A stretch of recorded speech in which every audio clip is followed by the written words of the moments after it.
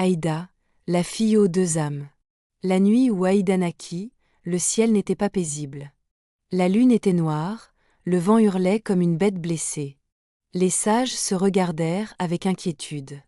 Une enfant vient, mais les deux esprits sont en guerre. Dès qu'Aïda poussa son premier cri, une fissure se forma dans la terre. Et un tourbillon de vent passa au-dessus de la case. Les anciens murmurèrent.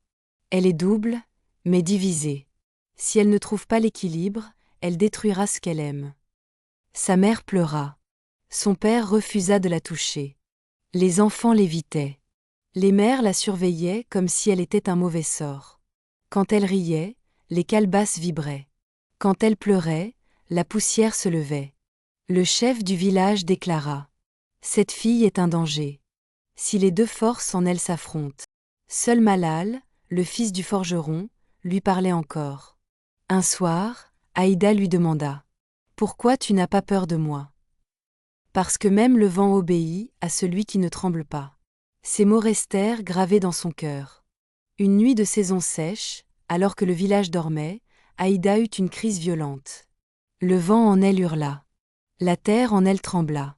Les deux forces se battirent dans son corps. Les arbres se courbèrent. Le sol se fissura. Les villageois sortirent en courant, paniqués. Le chef cria. Elle va tous nous tuer. Il faut l'exiler. Aïda, blessée, en larmes, ne comprenait rien. Le vent tournait autour d'elle comme une bête sauvage. Le lendemain, les anciens imposèrent une sentence. Elle doit quitter Bantoulay avant la prochaine lune. Si elle reste, les esprits prendront le village. Personne n'osa la défendre. À part Malal, qui se posta devant elle. Si elle s'en va, j'y vais aussi. Alors vous périrez ensemble, répondit le chef. Et l'âme du vent se renforça dangereusement. En marchant vers la montagne rouge, Aïda n'était plus la fille douce qu'on connaissait. Elle était déchirée, humiliée, rejetée. Le vent chuchotait en elle. Pourquoi les protéger? Laisse-moi les balayer, tous. Mais la terre murmurait. Non. Tu n'es pas né pour détruire. Tu es né pour réunir. La nuit, elle rêvait que le village brûlait. Le jour, elle voyait des ombres la suivre. Les esprits attendaient. Malal restait près d'elle malgré tout. Aïda, garde ta lumière. Quelle lumière? Tout ce que je touche finit mal. À l'entrée de la montagne rouge, 3 silhouettes apparurent. Le premier esprit, une femme sans visage, dit. Aïda, tu portes en toi une guerre. Mais avant de maîtriser les esprits, tu dois affronter la vérité que tu as longtemps fui. On lui montra son père disant. Je n'aurais jamais dû avoir cet enfant, elle nous porte malheur. Aïda cria, tomba à genoux. Le vent devint violent. Les pierres décollèrent du sol. Malal l'enlaça pour la calmer. Elle réussit à respirer. Épreuve 2, la révolte. On lui montra une vision. Le village la lapidant, la traitant de monstre. Le vent hurla. Tue-les. Aïda frappa le sol, les larmes coulant. Je ne veux pas devenir ce qu'ils craignent. Et la terre l'apaisa.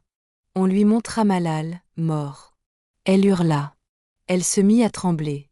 Le vent se déchaîna. Pourquoi me montrer ça? Parce que si tu échoues, c'est lui que tu perdras. Cette fois, ce n'est pas la terre.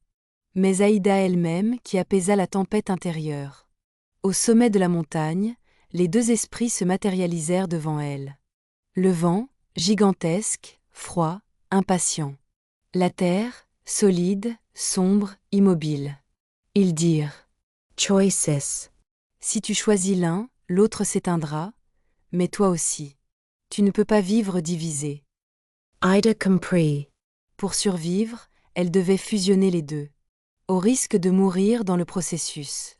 Elle entra dans le cercle sacré. Le sol se fissura. Le vent tournoya violemment. Le tonnerre frappa. Aïda cria. Je ne serai ni esclave de la terre, ni du vent. Je serai les deux.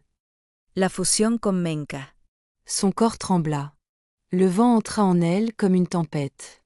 La terre l'absorba comme une chute immense. Elle s'évanouit. Son cœur s'arrêta une seconde. Puis reprit. Quand elle rouvrit les yeux, elle n'était plus Aïda la rejetée. Elle était Aïda la maîtresse des deux âmes. Elle leva la main. Un éclair traversa le ciel. Les nuages se rassemblèrent. La pluie tomba violemment, sans attendre. Le village comprit. Aïda n'était pas un malheur. Elle était la bénédiction qu'ils avaient refusée.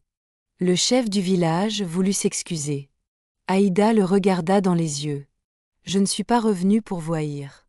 Je suis revenu pour que vous ne craigniez plus jamais ceux qui sont différents. » Les enfants s'approchèrent d'elle avec admiration. Malal la regardait avec fierté. Les anciens déclarèrent : « Aïda n'est pas une enfant de malheur. Aïda est la gardienne des équilibres. »